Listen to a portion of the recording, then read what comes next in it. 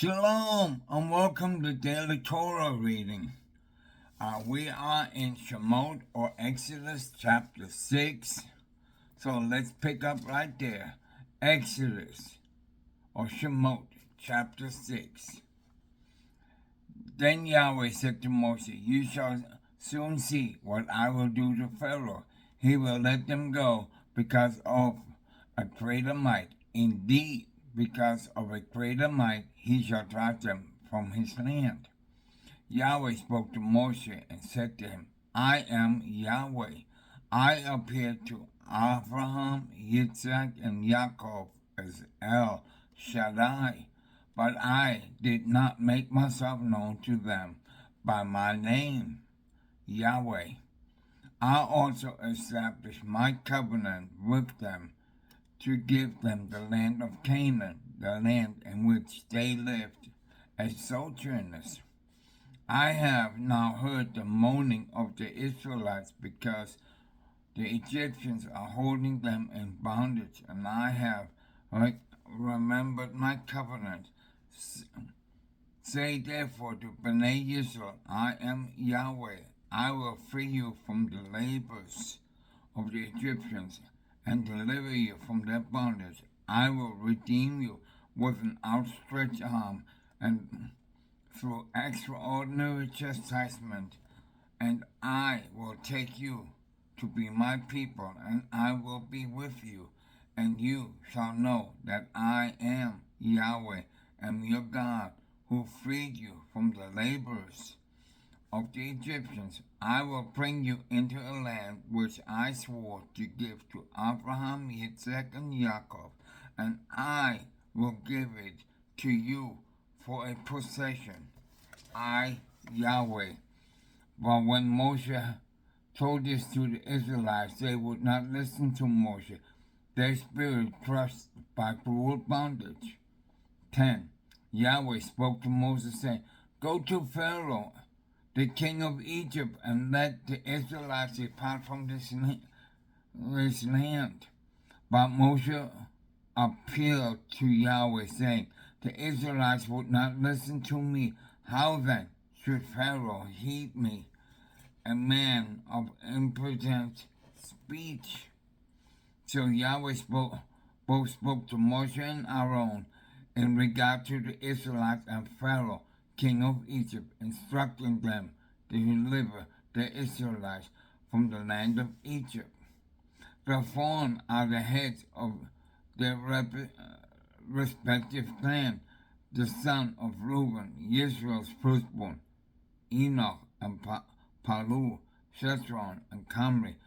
Those are the families of Reuben.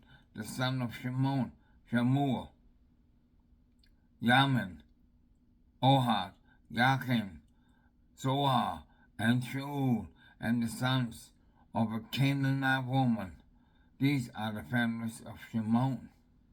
These are the names of Levi's sons for their lineage: Gershon, Gehat, Merari. And the span of Levi's life was 137 years. The sons of Gershon, Libni and Shimi, by their families, and the sons of Kehat, Aram, Isah, Shaphan, and Uzziel. And their span of Kehat's life was 133 years.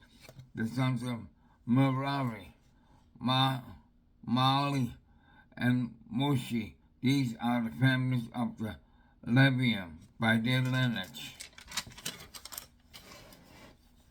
20. Abram took two wives, his father's sister Yocheved, and she bore him Aaron and Moshe. And the span of Amram's life was 137 years. The sons of Issachar, Korah, Saved, and Sichri. The sons of Uzziel, Mikael, Elzaphan, and Sithri. Aaron took two took to wife Elisheva, daughter of Aminadab, and sister of Nachshon, and she bore him Nadab and Abihu, Eleazar and Itamar, the sons of Koresh, of Seir, Elkanah, and Abiasaph. These are the families of the Korites. And Aaron's son Eleazar took to wife one of Bethuel's daughters, and she bore him Pinosh. Those are the heads of the father's house of Levium by their families. It is the same Aaron and Moshe to whom Yahweh said, Bring forth the children, bring forth the Israelites from the land of Egypt, troop by troop. It was they who spoke to Pharaoh, king of Egypt, to free the Israelites from the Egyptians. These are the same Moshe and Aaron. For when Yahweh spoke to Moshe in the land of Egypt, and Yahweh said to Moshe, I am Yah, speak to Pharaoh, king of Egypt, all that I tell you to. 30. Moshe appealed to Yahweh, saying, See, I am of impeded speech. How then should Pharaoh heed me? 7. Yah replied to Moshe, See, I place in you the role of Yah to Pharaoh with your prophet Aaron as your Navi. You shall repeat all that I command you, and your prophet Aaron shall speak to Pharaoh to let the Israelites depart from this land.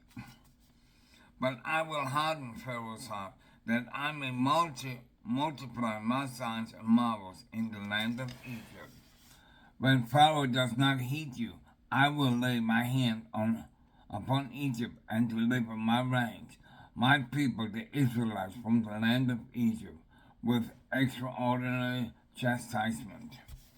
And the Egyptians shall know that I am Yahweh, that when I stretch out my hand over Egypt and bring out the Israelites from their middle.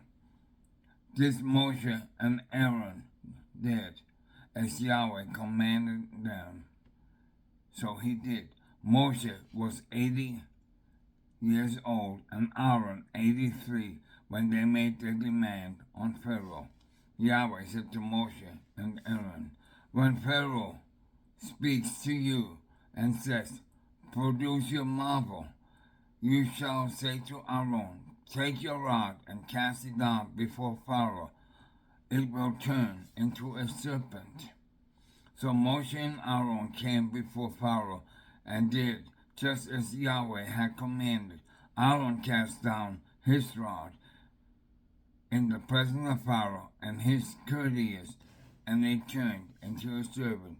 Then Pharaoh, for his part, summoned the wise men and sorcerers and the Egyptian magicians. In turn, they did the same with their spells. Each cast down his rod, and they turned into serpents. But Aaron's rod swallowed their rods. Yet Pharaoh's heart stiffened, and he did not heed them, as Yah had said. 14. And Yahweh said to Moshe, Pharaoh is stubborn. He refuses to let the people go. Go to Pharaoh in the morning, as he is coming out of the water, and station yourself before him at the edge of the Nile, taking with you the rod that turned into a snake, and say to him, Yahweh, the God of the Hebrews, sent me to you to say, Let my people go, that they may worship me in the wilderness, but you have paid no heed until now. Thus says Yahweh, by this you shall know that I am Yahweh.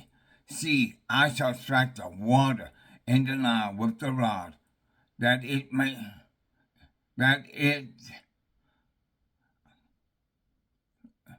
See, I shall strike the water in the Nile with the rod that is in my hand, and and it will be turned into blood, and the fish of the Nile will die. The Nile will sink, so the Egyptians will find it impossible to drink the water of the Nile.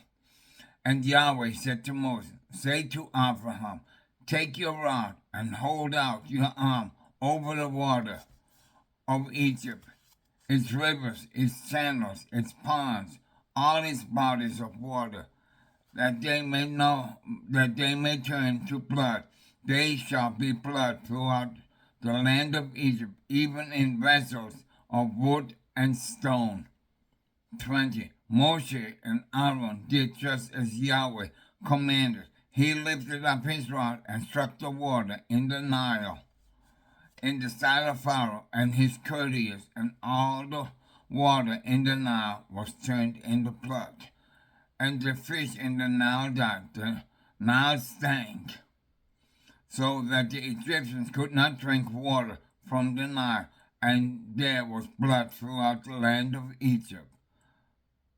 But when the Egyptian magicians did the same with their spells, Pharaoh's heart stiffened, and he did not heed them, as Yahweh had spoken. Pharaoh turned and went into his palace, paying no regard even to this. And all the Egyptians had to dig around about the Nile for drinking water, because they could not drink the water of the Nile. When 7 days had passed after Yahweh struck the Nile, Yahweh said to Moshe, go to Pharaoh and say to Pharaoh, thus says Yah, let my people go, that they may worship me. If you refuse to let them go, then I will plague your whole country with frogs. The Nile shall swarm with frogs, and they shall come up and enter your palace, your bedchamber, and your bed, your houses of your courtiers, and your people, and your oven, and your kneading bowls. The frogs shall come up on you, and on your people, and on all your courtiers.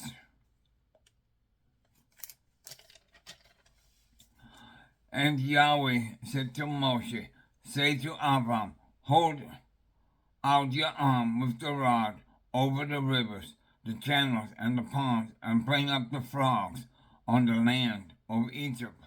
Aaron held out his arm over the waters of Egypt, and the frogs came and covered the land of Egypt. But the magicians did the same with their spells, and brought frogs upon the land of Egypt. Then Pharaoh summoned Moshe and Aaron and said, plead with Yahweh to remove the frogs from me and my people, and I will let your people go to sacrifice to Yahweh.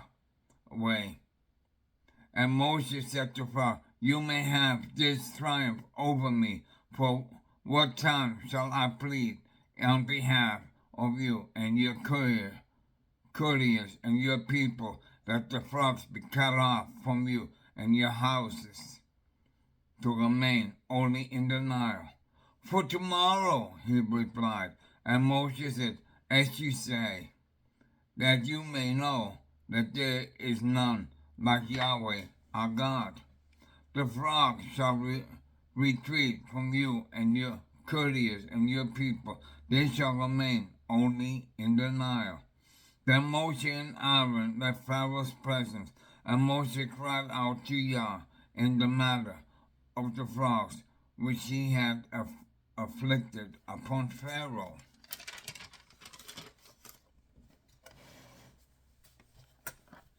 And Yah did as Moshe had asked. The frogs died out of the houses, the courtyards, and the fields, and they piled them up on heaps till the land stunk. But when Pharaoh saw that there was relief, he became stubborn and would not heed them, as Yahweh had spoken. Then Yahweh said to Moshe, say to Aaron, hold out your rod and strike the dust of the earth, and it shall turn into lice throughout the land of Egypt. And they did so. Aaron held out his arm with the rod and struck the dust of the earth, and vermin came upon man and beast. All the dust of the earth turned to lice throughout the land of Egypt. The magicians did the like with their spells, so produced lice, but they could not. The vermin remained upon man and beast.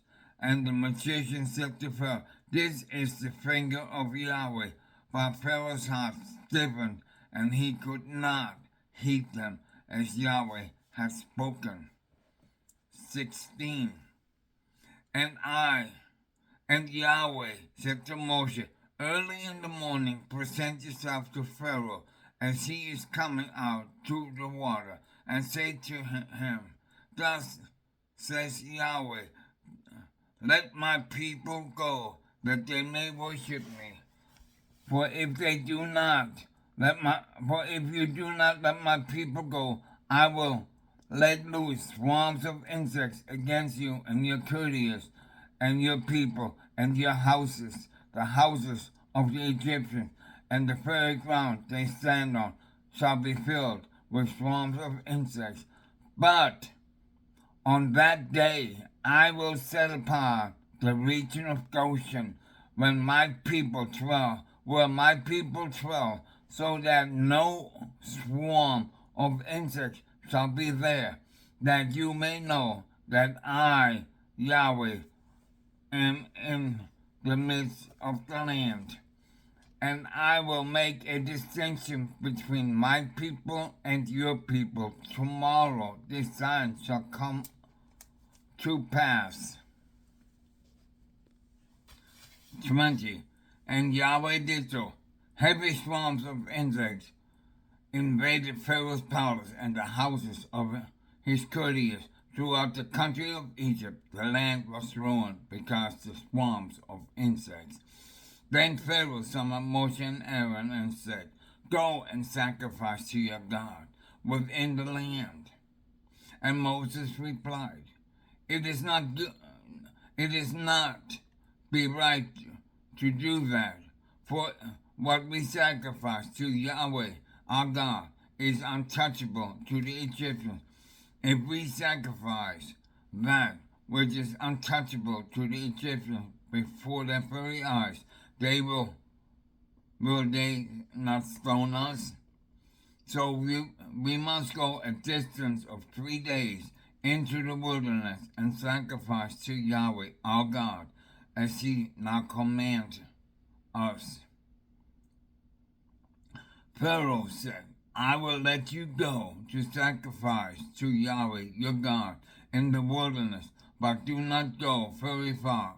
Please then for me. And Moshe said, When I leave your presence, I will plead with Yahweh that the swarms of insects depart tomorrow from Pharaoh and his courtiers and his people.